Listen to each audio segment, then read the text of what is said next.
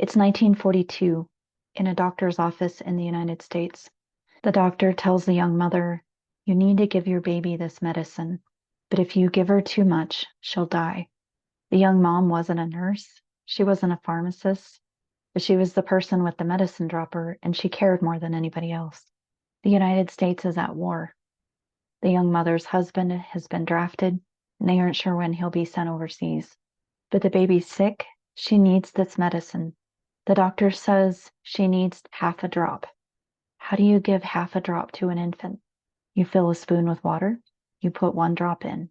You use a toothpick to stir it up, and you pour half of it out.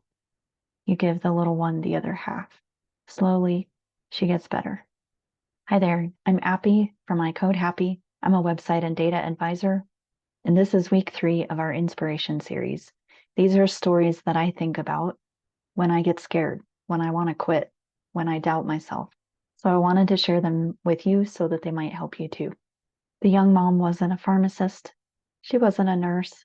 She was a young mom with a sick baby and a medicine dropper, trying not to make a mistake that would kill her child. Many of us do the same thing for our loved ones. Day after day, she gave the baby the medication, and the baby lived. She grew up.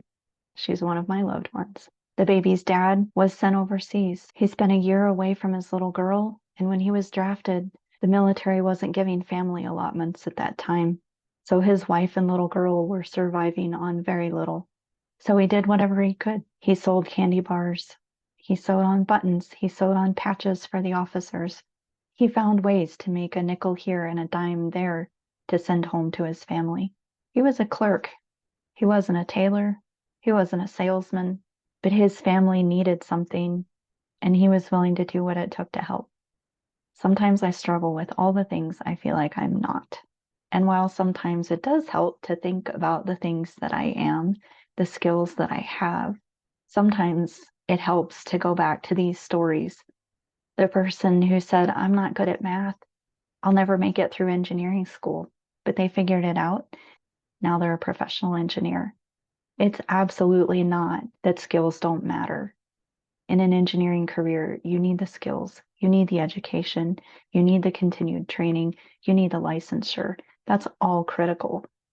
But if you don't believe it's possible, if you don't show up, then none of the rest matters. Did these people have skills? Yes, they did.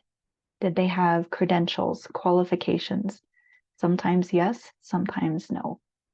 But they figured out what mattered. They showed up and they cared. Do you need skills? Yes. Is it valuable to learn them? Yes. Are you going to bother if you don't believe it's possible? These stories come from my family, but you probably have them in yours. A lot of times these are people who aren't qualified and credentialed.